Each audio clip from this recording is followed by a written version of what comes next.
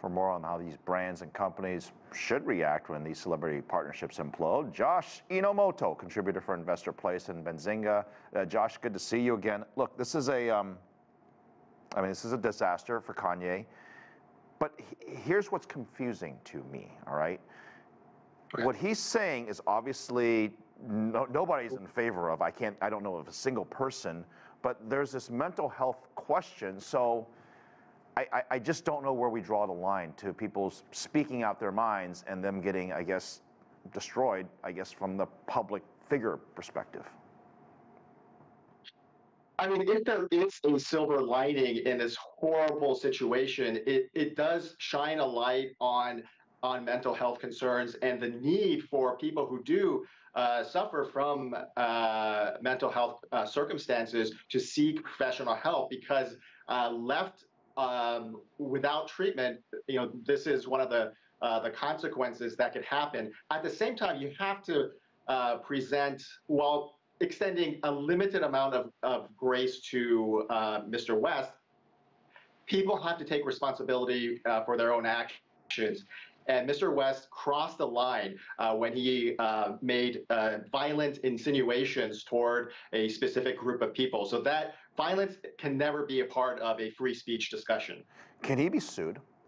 Can big brands say, look, you were supposed to represent me, and you did this, you've hurt the brand, and you are going to be held responsible, and I'm going to come after you, I'm going to sue you?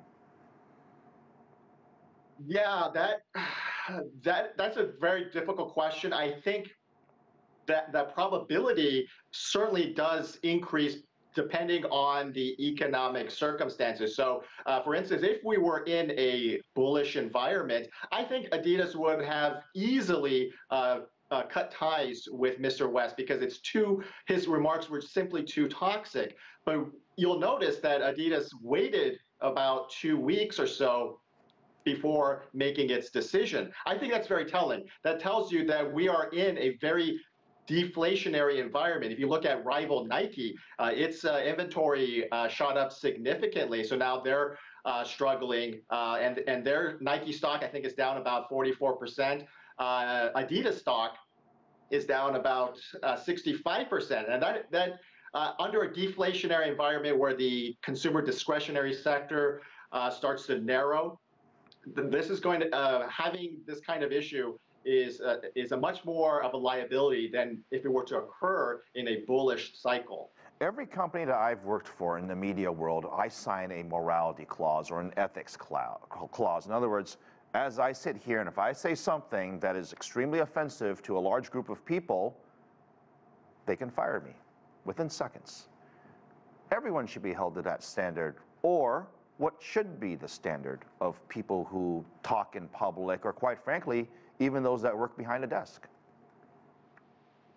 I think when brands sign people on board to represent them, they really need to emphasize a business-first directive. So you'll notice, like, for instance, Papa John's, they forced out the founder, John Schnatter, for making a racial slur. That was a no-brainer. But then you also look at Aflac.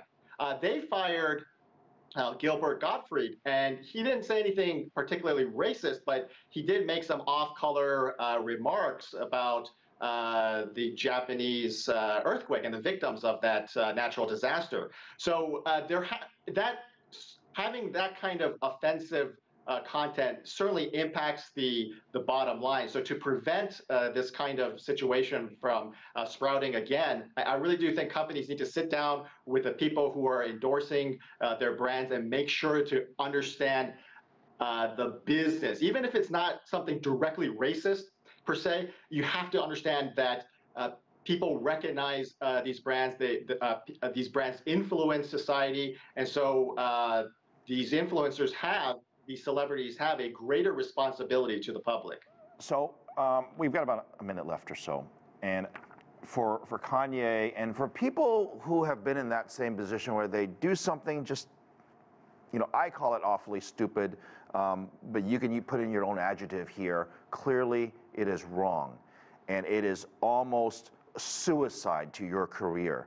Can he bounce back from it? Or what What lessons can he learn from anybody else in this industry that's gone through something like that, bounce back and recover, besides just saying you're sorry, which, by the way, I heard he gave some sort of half apology, but of course, we'll describe it as half. Yeah, the half apology that we both heard, that certainly is not helpful. I think the rehabilitation angle it varies from person to person. So, for instance, Mel Gibson, he made some horrible remarks about various people groups, if you remember. And over time, he was able to successfully rehabilitate his image. So it's an open question whether Mr. West will be able to do so successfully. I think the problem is that his comments were multi-tiered, and he didn't just offend the Jewish community, but he also offended the Black American community at a particularly sensitive time.